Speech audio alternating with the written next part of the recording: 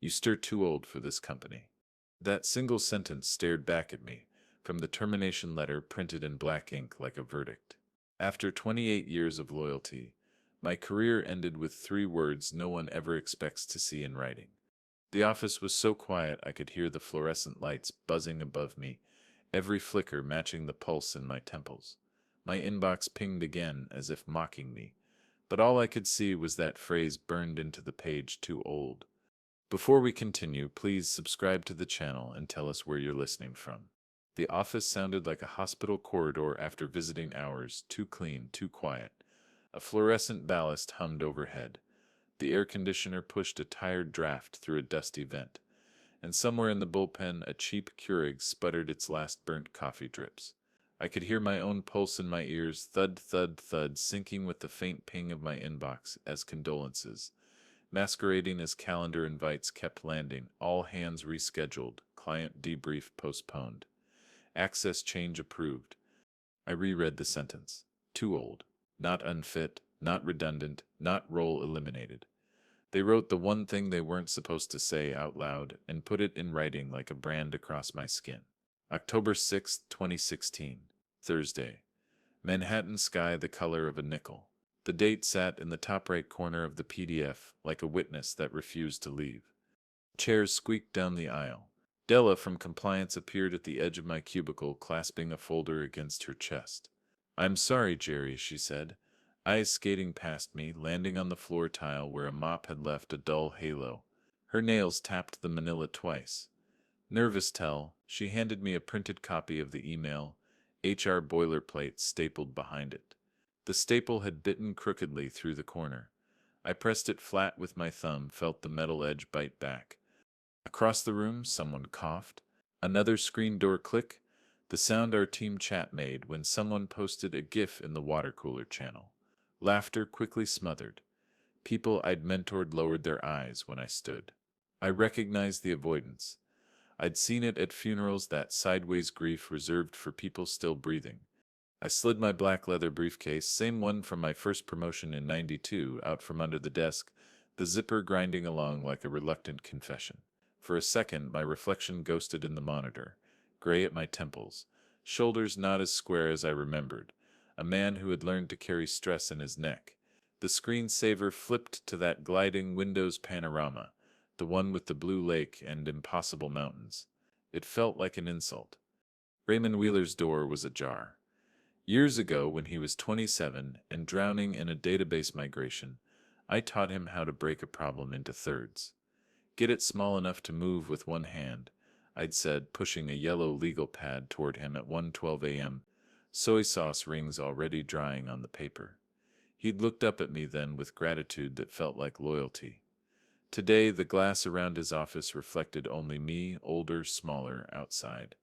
A memory unspooled without mercy. A rooftop launch party in 2009. Raymond, hair still thick, clinked a beer against mine. "Couldn't have done it without you, Jay," he'd said. Back then, the night wind off the Hudson smelled like wet metal and swagger. Now the floor's industrial carpet held the stale ghost of burned coffee and Lysol. I tucked the printed notice into my briefcase front pocket, but not before I uncapped my blue Pilot G2, drew a slow line beneath the date, October 6, 2016, then circled the phrase "not aligned due to age." I blew on the ink, the paper lifting under my breath, and slid it home. Not a souvenir. Evidence. The elevator dinged, a bright chime delivered with the indifference of a machine. Inside, the mirror was unforgiving. I pressed L, doors closed. Somewhere above me, Raymond's laugh, he always laughed a beat too loud, bounced along the hallway. The elevator shuddered slightly as it dropped, brake pads whispering against steel.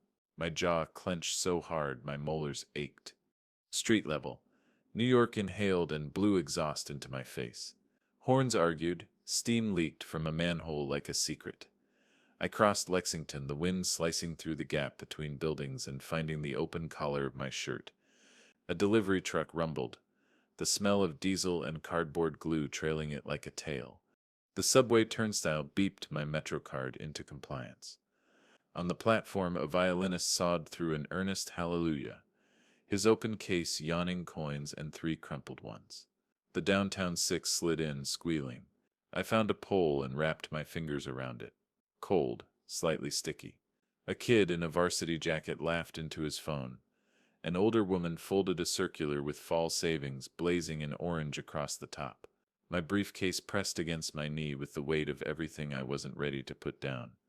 I opened the briefcase a crack, felt the edge of the letter. Too old, I mouthed it. Not so much reading as testing the shape of a weapon. The train lurched.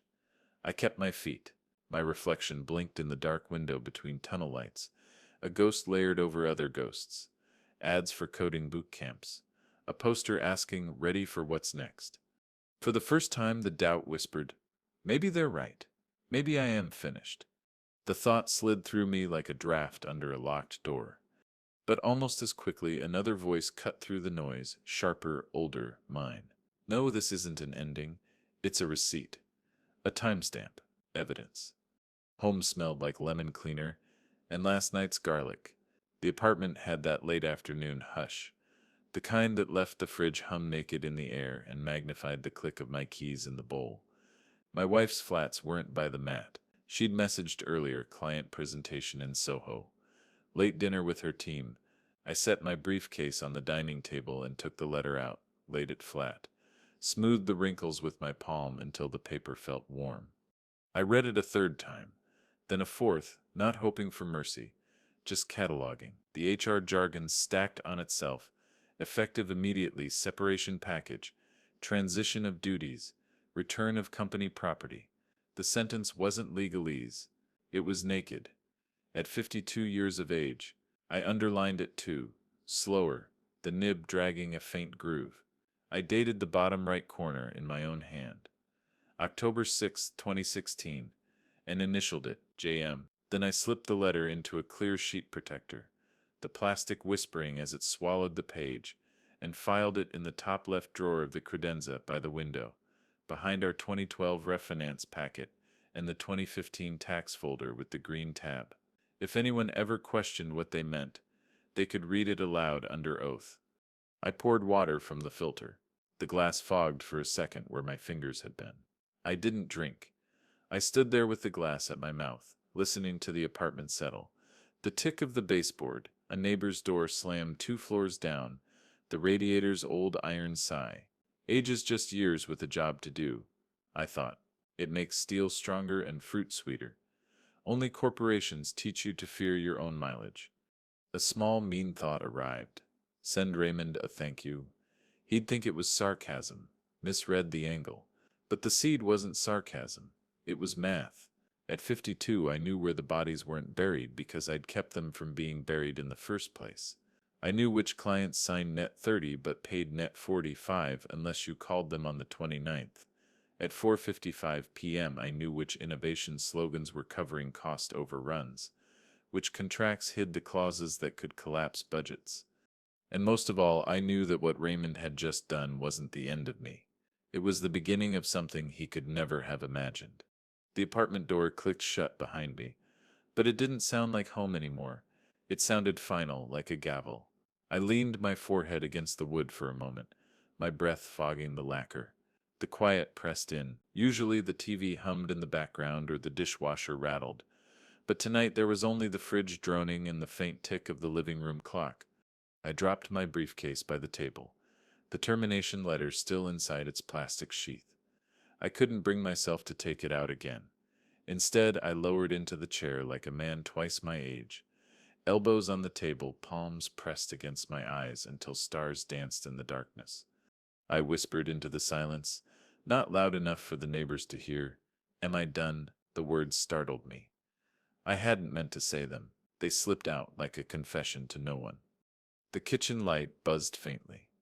I stared at the half-empty fruit bowl in front of me. A bruised apple, 2 overripe bananas, and a lemon that had rolled to the side like it didn't belong. That bowl looked like me, past prime, ignored, waiting to be tossed. Shame comes in waves. The first wave had hit at the office, humiliation. The second wave came now, isolation. Nobody was here to see me collapse, and somehow that made it worse. My wife was still at her client dinner in Soho. She'd texted me earlier, don't wait up, big pitch. Wish me luck, RL film, fistet, I typed a reply, deleted it, and set the phone face down. The TV remote sat inches away. I turned it on, not to watch but to fill the silence. CNBC flashed across the screen, young entrepreneurs with perfect haircuts pitching apps that raised millions in seed funding. The ticker scrolled names I didn't recognize. Kids half my age wearing sneakers on stages I'd once dreamed of standing on. I muted it. I couldn't stand the sound of their confidence. The silence swallowed me again. I thought about my father. He retired at 65 with a gold watch and a handshake. He used to say, "Son, loyalty's the only currency that never depreciates." I had believed him. Now I realized loyalty wasn't even accepted as legal tender in 2016 Manhattan. The clock on the wall clicked to 8:17 p.m. I reached for my briefcase and pulled out the letter. This time I didn't read it. I just held it. The plastic protector crinkled under my thumb. I slid it back, slower, and shut the drawer with a dull thud. Evidence didn't comfort me yet. It accused me. My mind replayed flashes. Raymond laughing too loud in meetings. His Rolex glinting under the fluorescent light. His pep talks about innovation and agility. Words he had memorized but never embodied. The night he begged me to fix his proposal. Stammering while I stayed late rewriting slides. The rooftop toast in 2009. His beer clinking mine. His gratitude. I had made him, and now he had unmade me. I stood and walked to the bathroom mirror. The light there was harsher. I studied my reflection, lines across my forehead like unpaid bills, eyes rimmed red. I opened the cabinet, pulled out my electric razor, and set it on the counter. The buzzing filled the small room for a second. Then I shut it off. I didn't shave. I didn't deserve to look sharp. Not tonight. Back in the kitchen, I poured whiskey into a glass. Just one finger, then two. I sat again, staring at the amber liquid, catching the overhead light. My hand trembled slightly when I lifted it. I took one sip and let it burn down my throat. It wasn't enough to dull the ache. Nothing would be. At 9:32, the front door opened. My wife stepped in, her heels clicking on the hardwood. She dropped her tote bag by the sofa and smiled. "Hey, how was your day?" Her smile faded when she saw my face. I didn't have to tell her. I just pushed the briefcase toward her, the termination letter peeking out of the clear protector like a wound. She picked it up, read it once, twice, then set it down carefully. Her eyes shimmered, but she didn't cry. She just said, "Jerry," in a tone that carried everything: shock, pity, anger on my behalf. "Consent finished," I whispered. "They said I sent too old." She reached across the table, took my hand, squeezed it hard. "You are not finished." Her nails pressed crescents into my skin, grounding me. But when she went to bed, leaving the bedroom door cracked, I stayed in the kitchen. I couldn't follow. I sat with the empty whiskey glass, and the silence, and I let the humiliation eat through me. By midnight, the apartment was black, except for the glow of the city through the blinds. I pulled an old folder from the credenza. Inside were photos, my first promotion ceremony in 1992, a younger me shaking hands with the VP, a candid shot of Raymond in 2001 smiling as I pointed something out on a screen. I held that photo long enough for the edges to bend. "Am I really finished?" I asked the dark. The silence didn't answer, but something inside me shifted. Not resolve yet, not revenge. Just a spark. The smallest ember. I slid the folder back, stood and opened the window. The October air cut in sharp, stinging my lungs. Down below, the street hummed with late-night traffic, cabs honking, a siren crying somewhere uptown. Life kept moving. Maybe I had to move with it. I closed the window, shut off the light, and finally walked toward the bedroom. But even as I lay in bed, staring at the ceiling, I knew sleep wouldn't come. The letter was still downstairs waiting.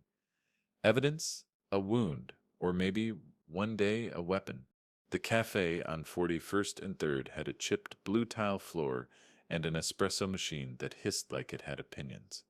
I chose the booth under the crooked clock. Thursday, November 3rd, 2016. A thin band of sun slid across the table and caught the corner of my notebook. The one with the elastic band I'd been too careful to use for anything but grocery lists and meeting notes. Tonight it would hold something heavier. Sarah arrived first. Black coat, hair pulled into a no-nonsense bun, eyes scanning as if she could read a room the way I read a spreadsheet. She slid into the booth with a nod that said, "I'm here for work, not sympathy." A moment later, Robert shouldered the door open, the bell jangling. He always dressed like a reluctant banker. Wool blazer, scuffed boots, a scarf that looked expensive without trying. "Jerry," he said, gripping my hand across the table. "You look like you haven't slept." "I haven't sat," I said. "Coffee?" We ordered 3. The cups came branded with the cafe's name, Graze and Grind, in blue cursive that pretended the city wasn't loud. I pulled a manila folder from my briefcase. Inside, a printed termination letter, my notes, and a few pages I'd collected in the weeks since I went dark. Sarah tapped the folder with her pen. "Let me see the wound first."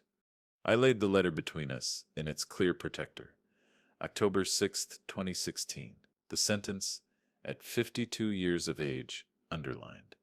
Circled, my initials and date in the corner. JM, October 6th, 2016. Robert read it once, then twice, then breathed out through his nose. "They put it in writing." "They did," I said, "and I made it neat enough to show a judge." Sarah Sips's eyes went flinty. "So we go nuclear age discrimination suit?" I shook my head. "I said not ready to be a cause. I want to be a company." She sat back, measuring me. "Then say it like a plan." I opened the notebook. On the first page I had written a title in block letters, "Rebuild." Under it, 3 columns. Stability, company formation, bank account, legal clean room. Clients, who trust me. No solicitations that violate contracts. Raymond, how he breaks under pressure without me touching him. I slid 2 printed sheets across the table. The first was from the New York Department of State, a UCC lien search. I'd pulled it on November 2nd. Raymond's company is a Delaware C Corp. It files UCCs in New York for equipment leases. "See this?" I tapped a line. "Hamilton Capital Funding, LLC. UCC 1 filed June 15th, 2015. Secured amount, $3,200,000. That's a blanket lien. If cash gets tight, they squeeze first." The second printout was the NY County Supreme Court docket listing. Vendor suit filed October 18th, 2016. Index number 6539XX/2016. They stiffed a subcontractor $92,000 on the Riversoft build.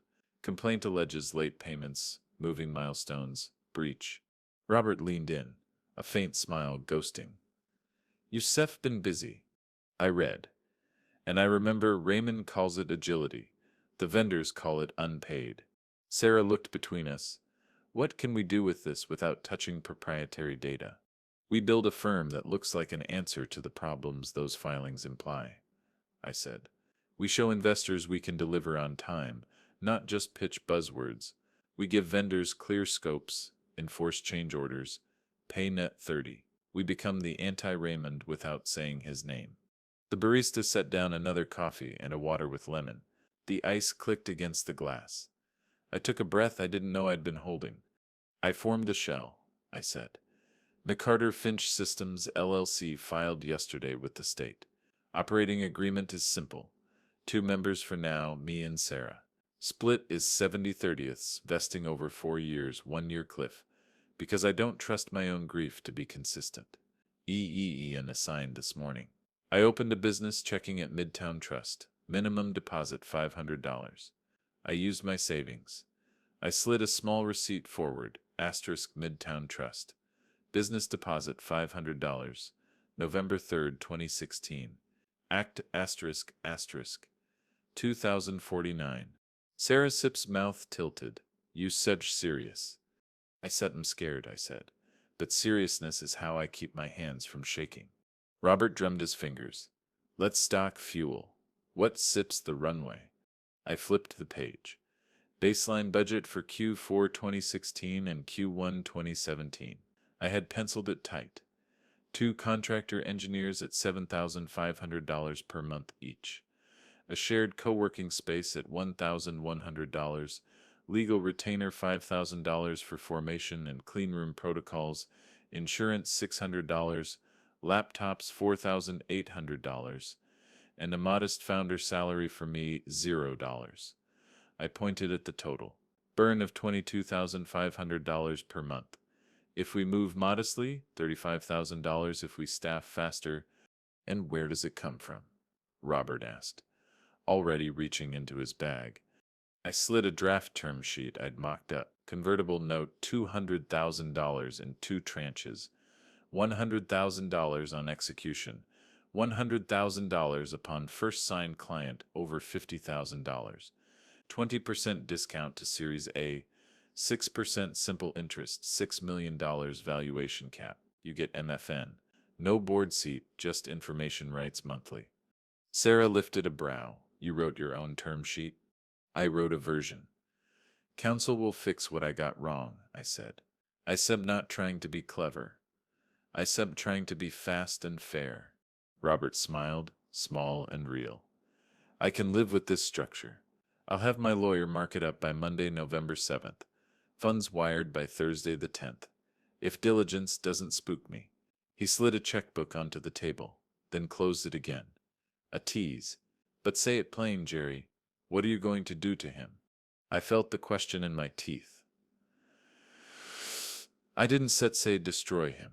Instead, I set and going to show his board the version of the company that survives.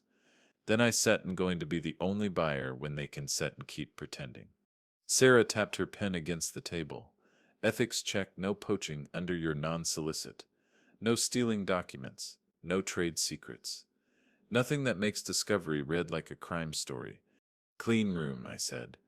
We take nothing. We ask for nothing proprietary. We build our own templates. If an ex-employee calls us, we wait until their contracts allow it. We win by competence and time. Robert nodded. And leverage, not sabotage, he said. Distressed debt play? Maybe, I said. Hamilton Capital's lien gives us a map. If accounts receivable slip, the covenants bite. If I can secure a commitment from one major client they're currently mishandling, and I know 2 who are tired of sizzle, Hamilton may push terms.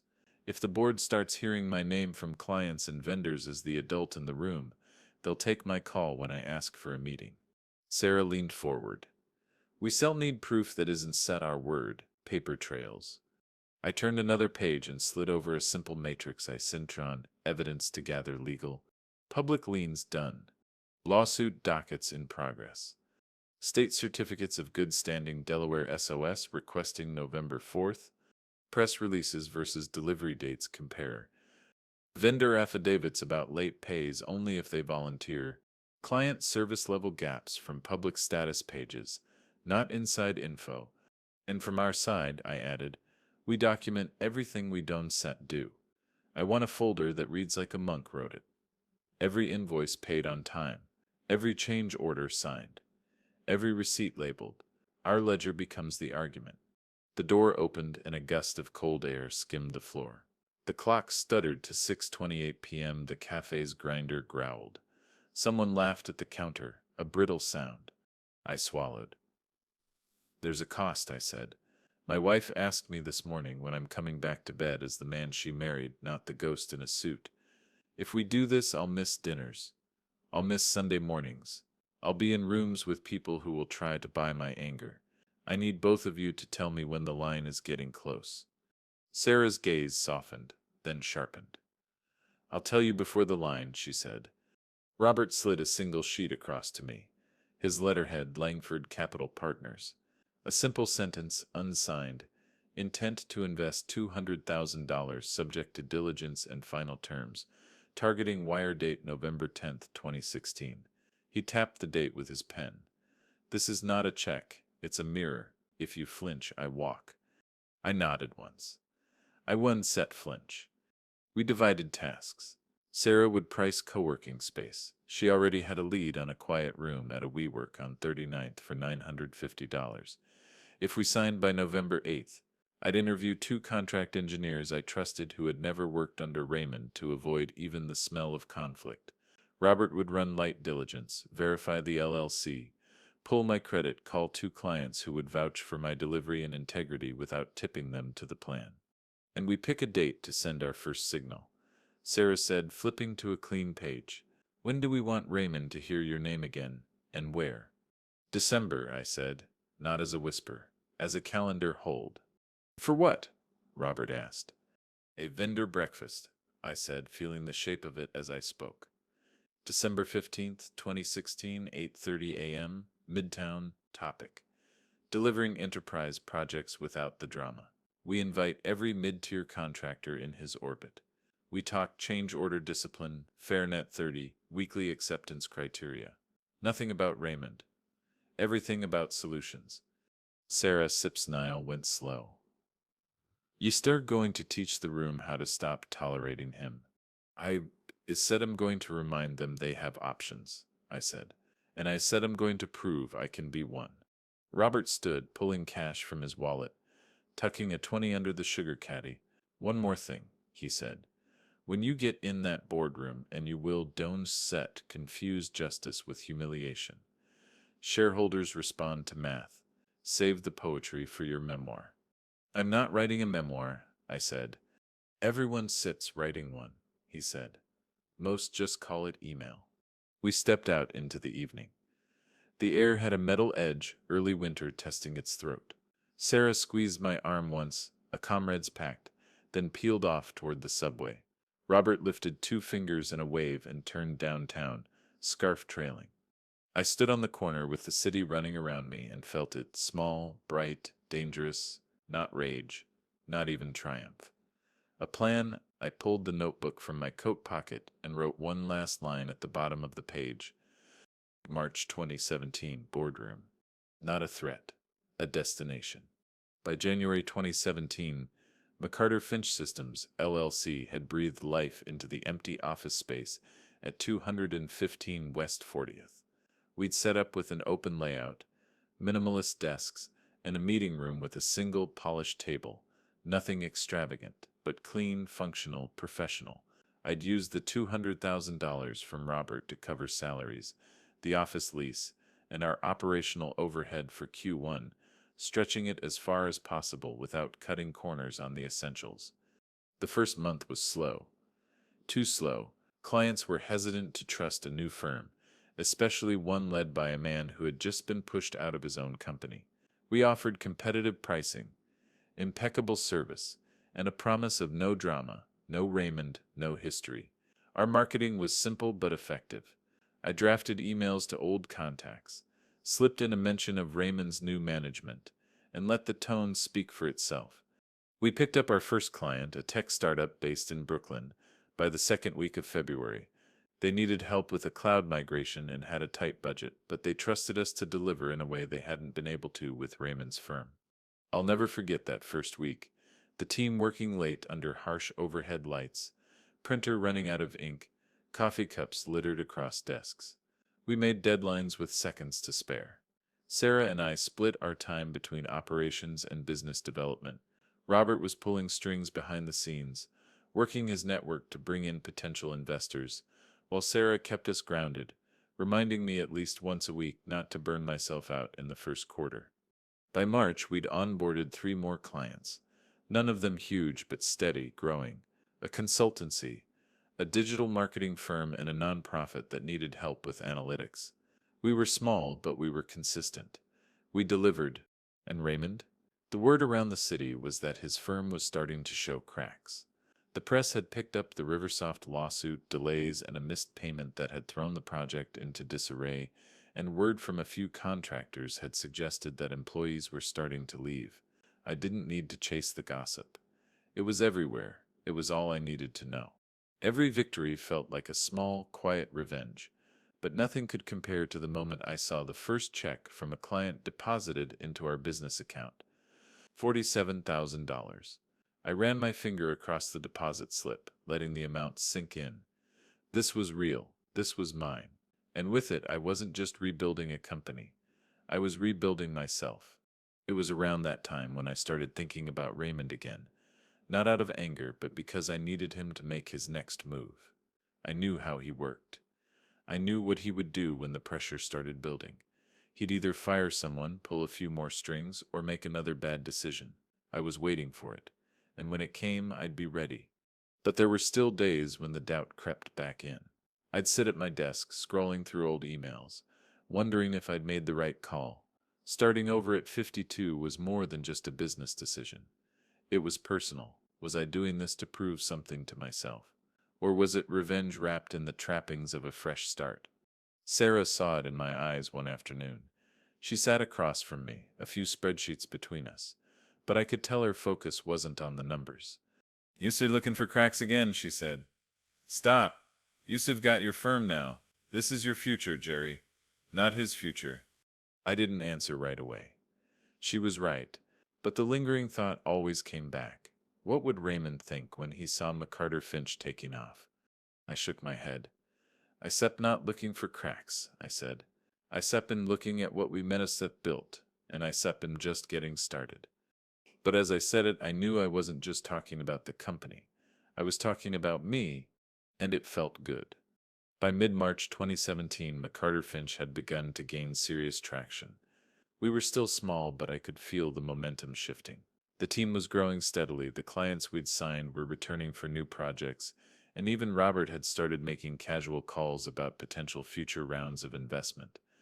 For the first time in months, I felt like I was actually rebuilding something from the ground up. But in the back of my mind, there was always Raymond. His name was everywhere on the news, in the whispered conversations at industry mixers, in the invoices I pulled for McCarter Finch's accounts payable. He'd mismanaged so many of his company's projects. I was starting to wonder how he was still afloat. His firm was unraveling, and I wasn't the only one who saw it. One Monday afternoon, I got the call I'd been waiting for.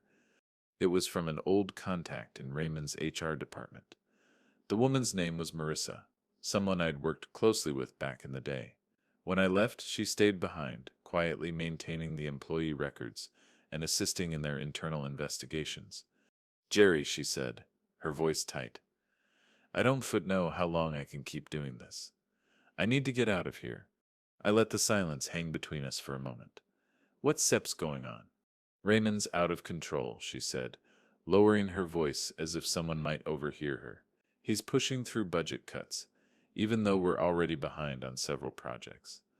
The vendor payments are piling up, and now he's trying to force through an acquisition of a company he's barely done any due diligence on. If this goes through, they'll be buying a company that's practically insolvent." My pulse quickened. Which company? "It SEP's a tech firm. They SEP's are small, but they SEP's got a solid product. It could bring in new clients, but Raymond SEP's going into this blind. He SEP's been hiding losses from the board." I scribbled down the name on a napkin from the cafe table. This was the first solid lead I'd gotten on Raymond's missteps. Something tangible, something real. Marissa paused. "Jerry, you need to be careful. If you start thinking of going after him, just be smart. He SEP's going to make sure this doesn't set end pretty." I hung up without saying goodbye, my thoughts already racing. This was the crack I'd been waiting for. Raymond's mismanagement had led him to a dangerous acquisition. If I could leverage this, it could be the turning point.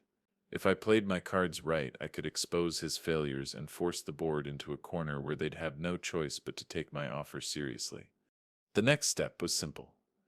I needed to secure a controlling stake in his company, but getting to that point wouldn't be easy. I couldn't just waltz in and buy shares. I needed leverage. I needed proof. I needed someone on the inside who could feed me everything I needed to ensure this deal wouldn't collapse on its own. I spent the next few days gathering everything I could. I contacted a few former employees who had recently left Raymond's firm, asking if they had any insight into his plans, any information I could use to my advantage. I didn't care how I got it. As long as it was legal, I was willing to bend every rule. I also began monitoring the public filings from his company.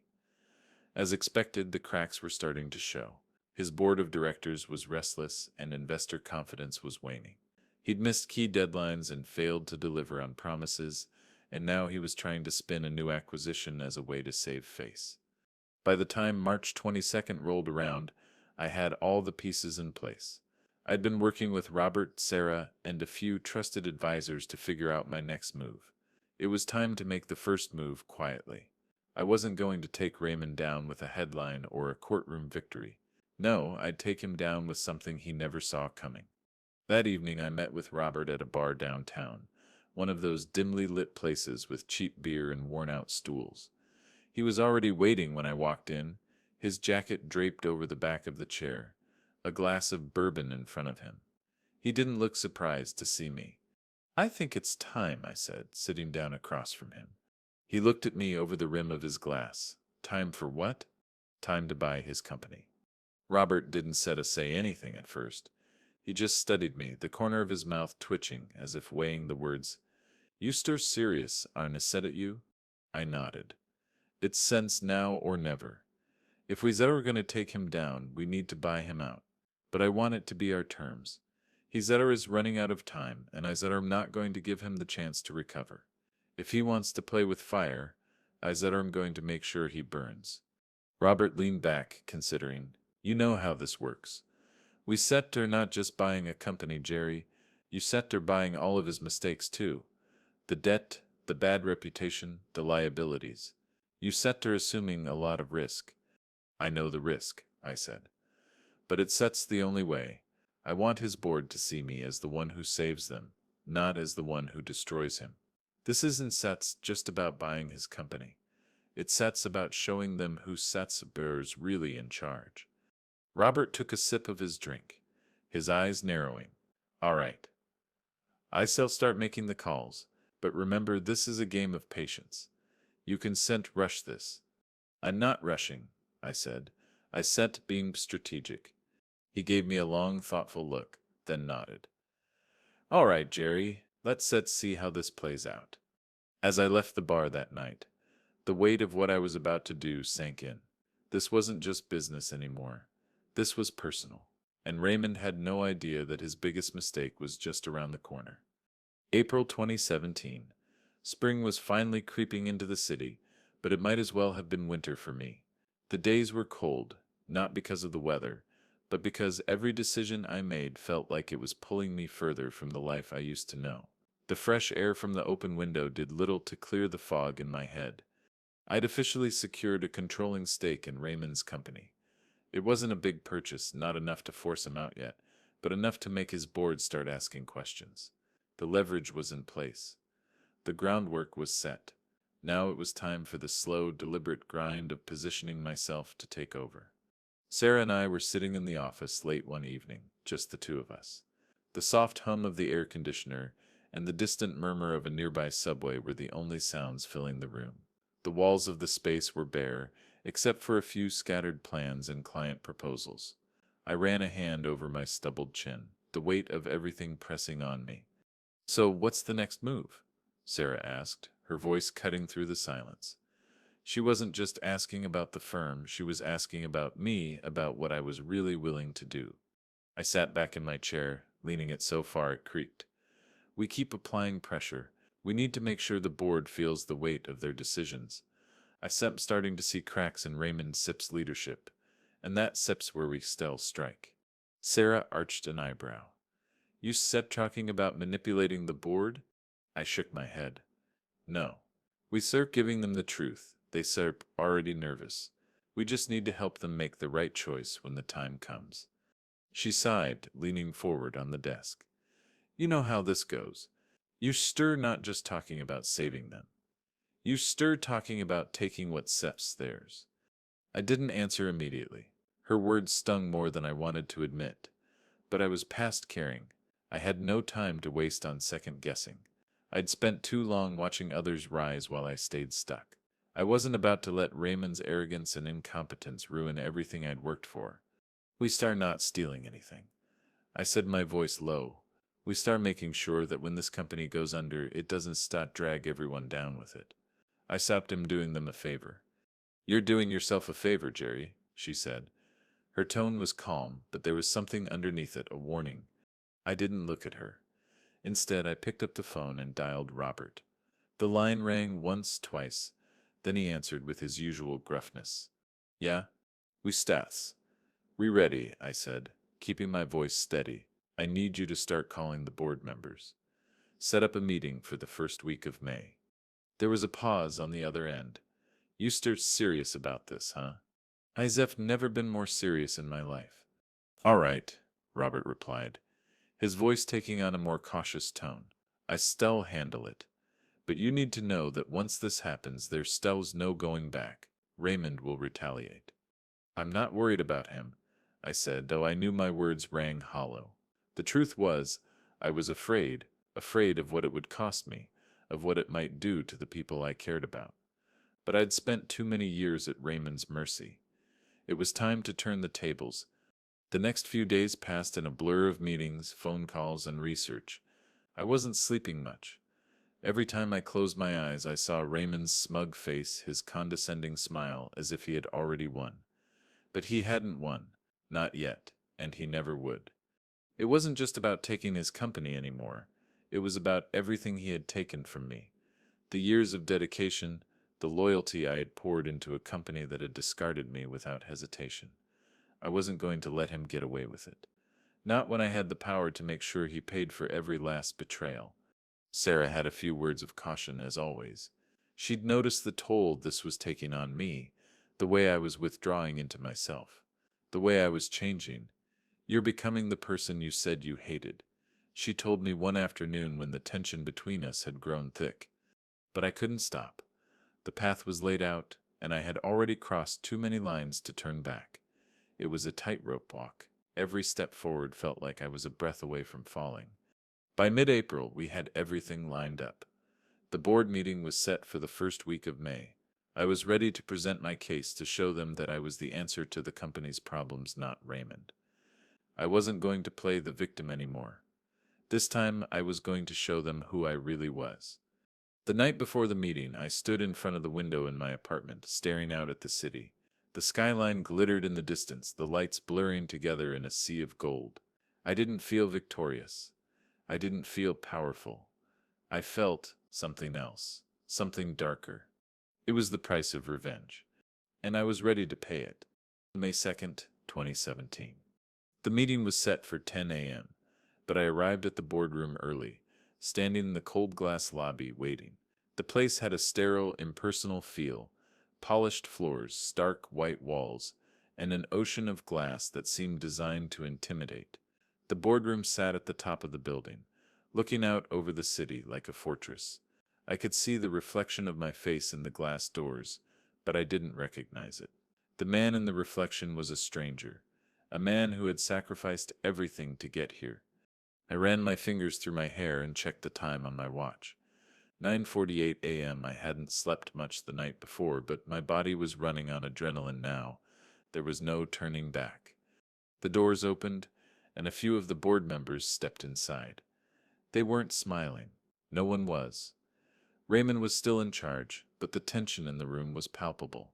It had been building for weeks, and now it was time to see which way the chips would fall. Jerry, Robert Sipp's voice snapped me out of my thoughts. He had arrived with the rest of the board members, but his eyes met mine with something between encouragement and caution. You ready? I gave him a small nod. Let's get this over with. The board members took their seats around the long, polished table. Raymond wasn't there yet. He was probably running late. He always did when there was a big meeting. A part of me almost hoped he wouldn't show up at all.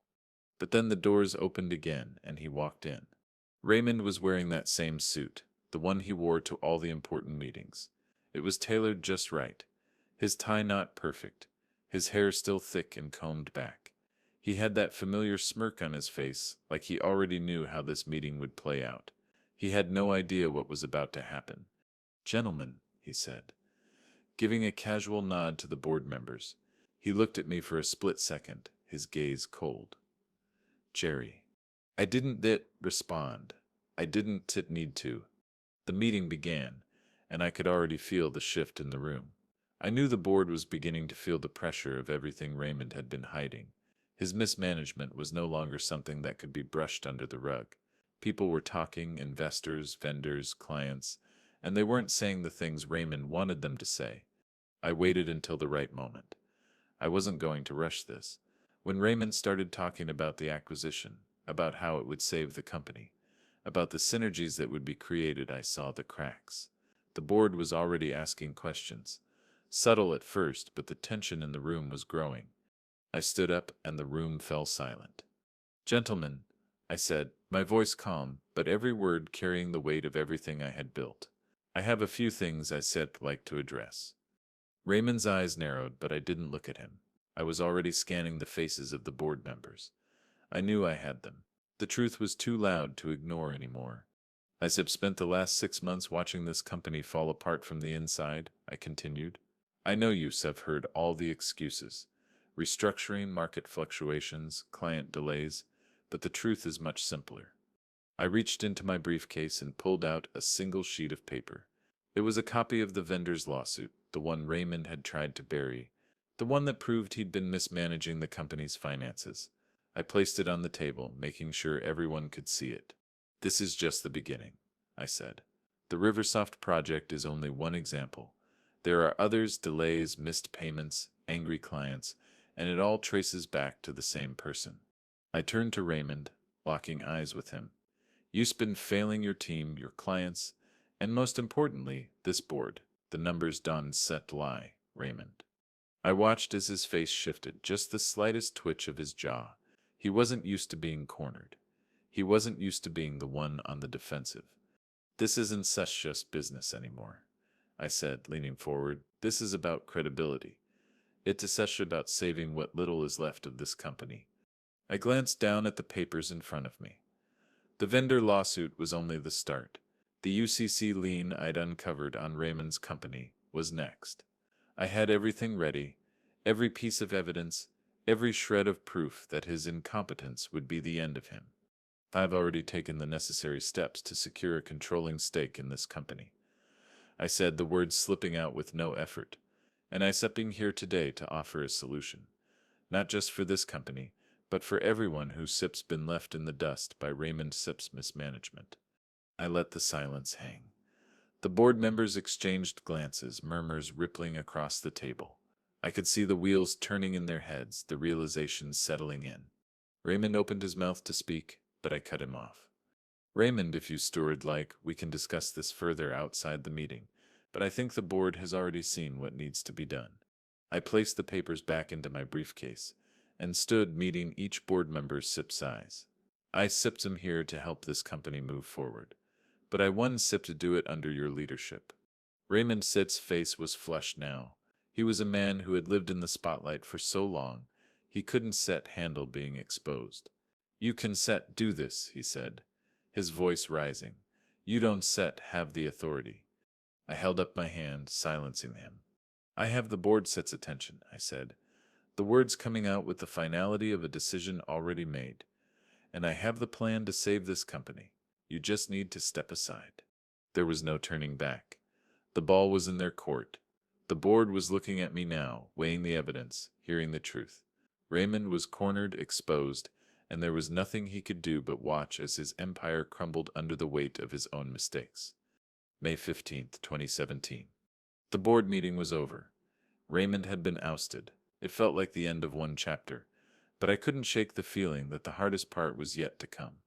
It was a victory, yes. But the aftermath? It was a quiet storm, like standing on the edge of a cliff, knowing that the hardest wins are the ones that come when you think you've made it. I sat in my office, the blinds drawn to block out the sunlight. The room was empty, except for the weight of the decision I'd made. It wasn't just business anymore. I had taken something from Raymond, something personal, and with it came the inevitable cost. The phone rang, pulling me out of my thoughts. It was Robert. "Jerry, you still in the office?" I rubbed my temples, trying to push the headache back.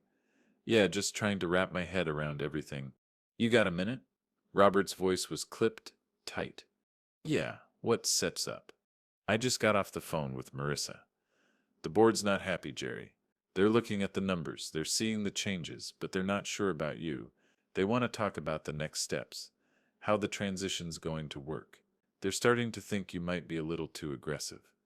I leaned back in my chair, feeling the tension coil inside me. "What does that mean? Are they trying to pull back? After everything?" I don't think it sets that, Robert said. But Youssef made a lot of noise, a lot of waves. And waves like that, they start to stir up a lot of attention. I swallowed hard. What kind of attention? From investors. From potential clients. They sif all been watching Raymond stumble. But now they sif are watching you too. They sif are wondering if you sif are the right person to lead them out of the mess. Or if you sif are just another kind of chaos. I was silent for a long moment, the weight of Robert's words sinking in. Do you believe that? I finally asked. I think you've got the chops, Jerry. But you've got to be careful. This is about stability now, and right now there's too much noise. You're going to have to make it look clean. If they see you as someone who takes over by burning the old guard, they won't trust you, and trust is everything in this business. I leaned forward, putting my elbows on the desk. My hand gripped the edge of the chair until my knuckles turned white. I already burned bridges, Robert. I been in this game too long to pretend I didn't sept. And now it's time for everyone else to realize the truth. It wasn't about chaos. It was about survival. It was about winning. There was a long pause before Robert spoke again. I know, but the people Youssef been taking down, Raymond Sepp's not the only one, Jerry. I think Youssef made an enemy out of more than just him. Youssef made it personal, and those enemies, they don't forget. I could feel the heat rising in my chest, the anger bubbling up. He was right. I hadn't just taken on Raymond. I'd taken on everything that stood in my way, the entire system that had kept me down for so long. And now those who had once cheered for my downfall would be watching me closely. It wasn't just about Raymond anymore. It was about me. Where does this leave me? I asked, feeling the weight of those words more than I wanted to. Do I have their support, or do I have to start from scratch? From scratch, Robert said quietly. But that sips the game, Jerry. It always has been. The line went silent. I could hear the hum of the air conditioner, the distant echo of footsteps in the hall. The only sound that seemed to make sense was the rhythmic ticking of the clock on my wall. It was as if time itself had slowed, waiting for me to make my next move. I closed my eyes and took a deep breath. I had everything I needed to win, but the cost of winning was starting to become clearer. It wasn't just about getting the job done anymore. It wasn't even about Raymond anymore. It was about how I would carry myself forward. Could I truly rebuild what I had broken? Could I continue playing the game with my soul intact? I got up from my chair and walked to the window. The city was alive, buzzing with energy and opportunity. It was all there, waiting for me. But the reflection I saw in the glass wasn't the man I thought I'd become. It was a shadow of someone still trying to figure out what he wanted to be. As I stood there staring at the skyline, I knew one thing for certain: the fallout from this would last longer than I ever expected, and I wasn't ready to face it, but I had no choice. I had to. I picked up my phone and texted Robert. Let's get them on board. I'm doing this clean. I'll prove I'm worth it. I didn't expect an immediate answer, but when my phone buzzed, I couldn't help but feel a flicker of hope. We make it happen. We not done yet. June 2017. The morning of the press release was colder than usual. Even for early June, the city had that damp, gritty feel, the kind that gets into your clothes and under your skin, where the heat of summer hasn't quite settled in, but the humidity is already clawing at your neck.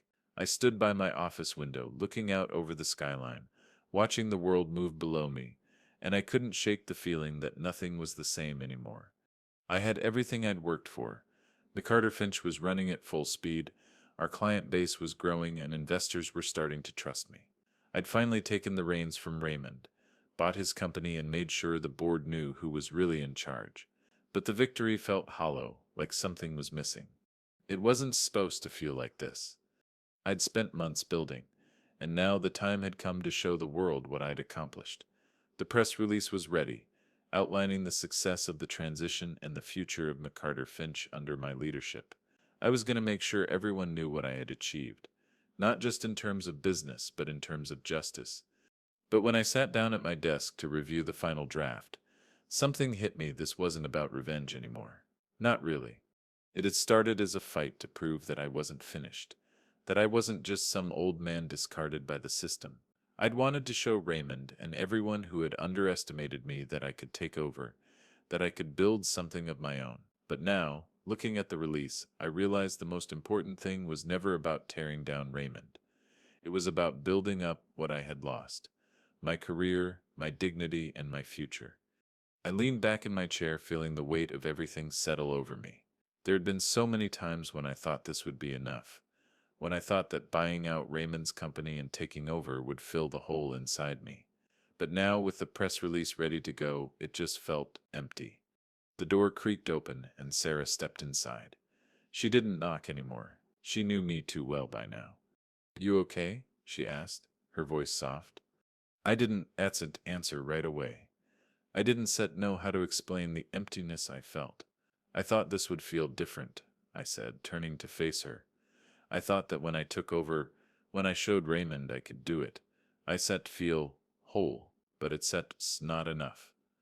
I'm not sure it ever will be." Sarah walked over and sat down across from me, her eyes searching mine. "You know, for all the talk about revenge and justice, you've never really been the one looking for destruction. Even when you took Raymond down, it wasn't about making him pay. It was about making sure you got what you deserved." I shook my head. "I don't set no. There were times when it felt like it was about revenge. Maybe even about humiliating him the way he humiliated me. I thought that would make it feel better." Sarah smiled softly. "You've always been about fairness, Jerry, not vengeance.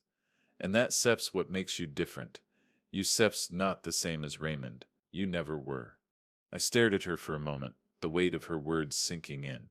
Fairness. It had been there all along, in the way I had run McCarter Finch, no drama, no shortcuts. In the way I had dealt with every client, every employee. I had always tried to do right by them, even when it was hard. "I didn't get into this to be some kind of villain," I said, my voice low. "But it feels like that sometimes, doesn't it? Like the more I do, the more people expect me to be that person." "Yeah," Sarah said, nodding. "But that's not the way this ends, Jerry. You're not done. This company, it's yours. You built it, that's your justice. That's your victory." I thought about that for a moment.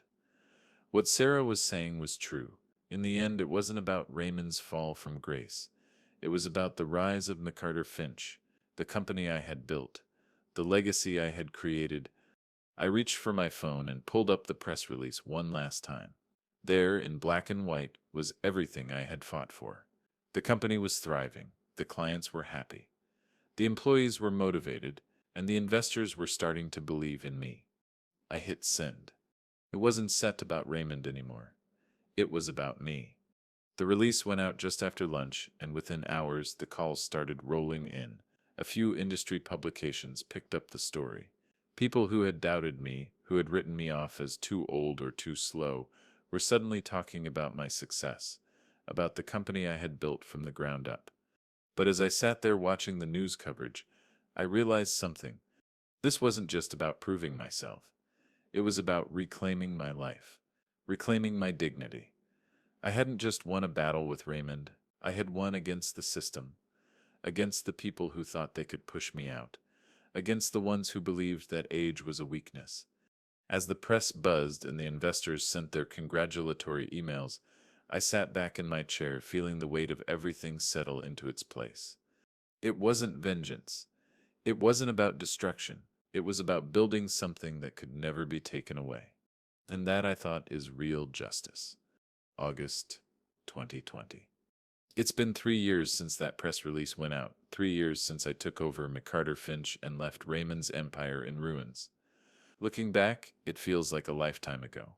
The man who sat in this office staring out at the same skyline was someone I barely recognize. I've changed. The company has changed. But what's most surprising to me is how little the world around me has changed. People still try to win, try to push, try to climb over each other. But now, when I look at the landscape, it's different. It's quieter, more calculated. I'm sitting at my desk now, the soft hum of the air conditioner the only sound in the room. The office is bigger than it was when I first started, but it's still just as bare, clean lines, sharp corners. The minimalism suits me now. There's nothing here I don't need. The company's doing well, better than well. We're stronger than Raymond's ever been, and our growth has been steady and sustainable. We've made a name for ourselves as the ones who get it done, the ones who deliver no drama, no hidden agendas. And the clients we've attracted, the ones who care about integrity and professionalism, are exactly the kind of people I want to work with. We've built a solid foundation. But the strange thing is, when you get everything you want, there's this quiet that settles in. A quiet you can't ignore. The hunger, the fire, the need for validation. It fades. You start to question what it was all for. At least I do. Sometimes, late at night, I sit at this desk and think about Raymond, what he's doing now, how he must feel, knowing that I'm the one who's standing where he once did, knowing that his mistakes weren't just his downfall, they were my rise.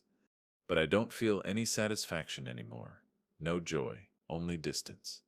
I remember what Sarah said to me that day in the office right after we first took the reins. You've always been about fairness, Jerry, not vengeance. At the time, I didn't fully get it. But now I see it. Revenge isn't about taking from someone else. It's about rebuilding yourself, proving to yourself that you are worthy, and I think I've done that. I've rebuilt everything. My career, my dignity, my life. And in the end, I didn't need Raymond's downfall to make me whole. I needed to build something of my own. I pull out an old photograph from the drawer, one from the launch party we had back in 2009, when Raymond and I were still on the same side. The day we'd toasted our future, believing that everything was going according to plan. I look at the picture for a long time. I don't hate him. I don't even feel anger. What's the point? I've come to realize that the best revenge, the best justice, isn't about destroying the ones who wronged you. It's about learning to let go, letting the past be the past. Maybe that sets the real victory. I stand up from my desk and walk to the window. The city is still here, just as loud, just as fast. But now I see it differently. It's not just a battlefield. It's a place where you can carve your own path. If you're willing to do the work, if you're willing to fight the right fight. For all my anger, all my bitterness, all the resentment I carried for so long, I see now that the real prize was never the company or the revenge. It was learning how to build something that would last, something that no one could take from me. I turn away from the window, and for the first time in a long time, I smile. Not because I've won, but because I finally understand what it means to live in the victory. Justice isn't about what you take from others. It's about what you can build for yourself. And in the end, that SEP's what I said I've built.